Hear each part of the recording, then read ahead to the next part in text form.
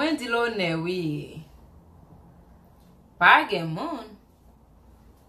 Oh, hi! Comment nou ye? Se mi. La bataille, hein? Mwen touye nan kalan pou yon roti video. Si c'est première fois ou sous Chanel, ça m'a dit welcome, bienvenue. Si c'est pas première fois, bienvenue encore ou tourner, moi content. Well, nous avons remarqué aujourd'hui là, make-up là pas fin complet. Après bouche moi, m'a gagné une pièce lipstick, m'a gagné fan en bouche moi. Okay? As you can see, my makeup, you know, it's not complete because I have no lipstick on because I am gonna do a review on some lipstick that I got. Okay, some nude lipstick. Okay, je dis c'est review quelques lipstick. There's more. Okay, there's a lot. There's a lot. All right, fire one pill. You want pill? Ma connais c'est quand on douzaine. Nous allons laisser aujourd'hui. So we're gonna try them on. Aujourd'hui, on a fait un petit shout out pour deux moun. Ça sont une rubrique. Moi, fait commencer pour deux moun qui toujours en bas vidéo mieux. OK? Deux moun qui toujours là, qui ça toujours là en premier moun qui regarde vidéo mieux, qui commente tout.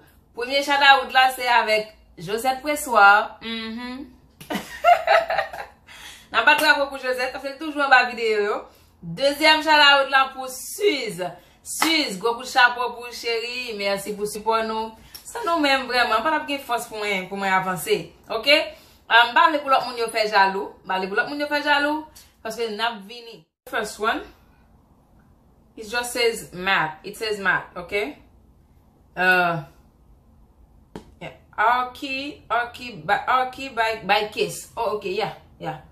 I know that brand, Kiss. Alright. No, we gonna swatch. Can you see? Yeah, that's a closer.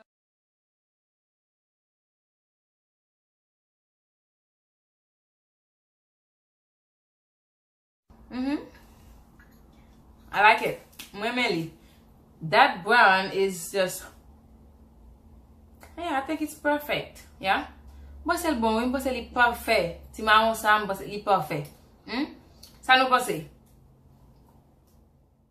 Okay. We're gonna try this one next.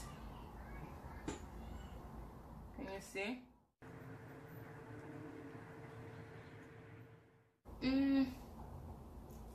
Yeah, not bad.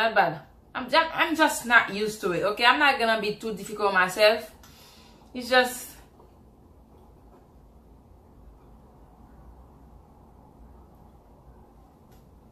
I think I need some lip liner with that one. M'passe besoin lip liner pour me passer avec parce que m'pas trop feel couleur.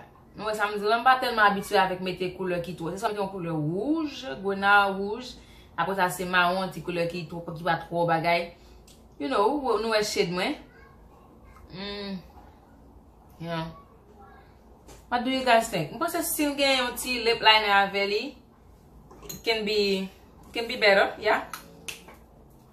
It could have been better if I add some lip liner on, but it's not that bad, is it?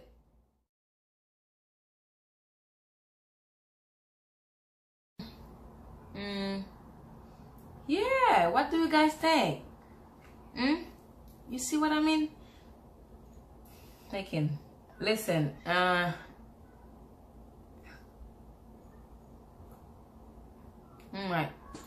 See that brown on my face? You see that brown? You see how it hits? It hits different, yeah? Look at that. Yeah, I like this one. That's an espresso. Moi, mais ça en pile. Est-ce que nous est bois? Nous est marron, nous est comment le frapper? Il va venir pour le jouer. Est-ce que nous est comment le frapper? Sous couleur. Moi, si ça va mettre n'importe nude. Gen nude qui trop pâle. Yo pas pour moi, m'pense que mon qui va dire oh non, bla ou ka mettre tout bagay kounya. Dis ça pas pour moi. À moins que si moi ajouter un petit lip liner qui foncé, un petit lip liner foncé avec yo. But this one, this is it. This is the thing. Okay. NYX. That's not a bad brand, it's a good one. and this is a duplicate. Alright, we're gonna compare these two together to see how they work. Okay, now let's try the wheel one. Alright, let's say wheel. The NYX one, we're gonna try it. De sa yo, c'est de mais ça qui vrai et puis ça c'est yon, comme te ka di ça. Yo fait même pareil, mais c'est yon l'autre brand qui fait li, c'est Chinese.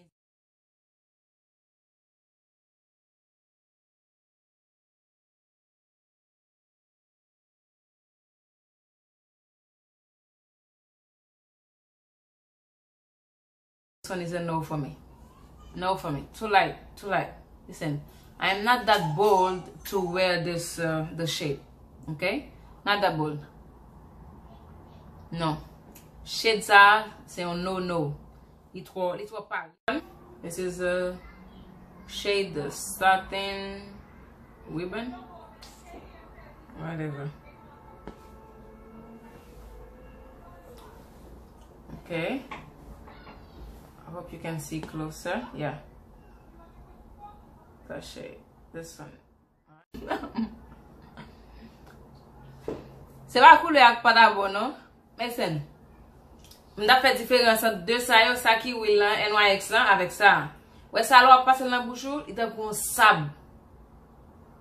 Ka boule dans bouche. L'homme t'a passé dans bouche, ouais, feeling, the feeling, you know? Li va ben mwen te kouse sab ka boule nan bouche mwen. Ou lè ba yon tou bagay nan fake. So, wash non fake c'est juste, ma konè. Parce que ou bagay suffisamment l'argent ou juste curieuse, ou vle essayer. Mais ou ka wè différence là. Li pas mal non? Couleur pas mal. Ou lè commencer bagay. Li vin pas trop vif que j'en deye lè m'te mette là. Hein? It's not bad though. It's not bad. This one is not bad. But the consistency is a bit harsh.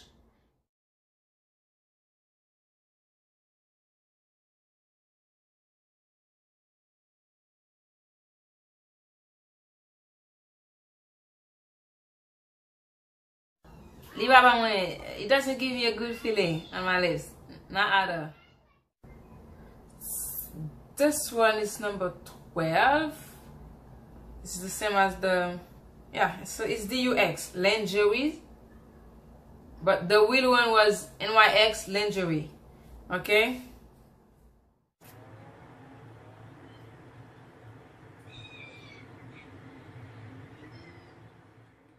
Shade is the vision is there. The vision is there. I can see the vision. If I had more like a lip liner, but even without lip liner, it's still not bad. It's not bad. What do you guys think? Nous pensez li mal? Est-ce que li mal? Est-ce que nous elle pas aller avec moi? Yeah, pour moi même aller avec moi. Yeah. It matches my skin. I don't know. I think it does. It's not bad. Okay, the next one is the DUX lingerie is number 5. Yeah, number 5. Let's. Okay. Yeah, I think you can see.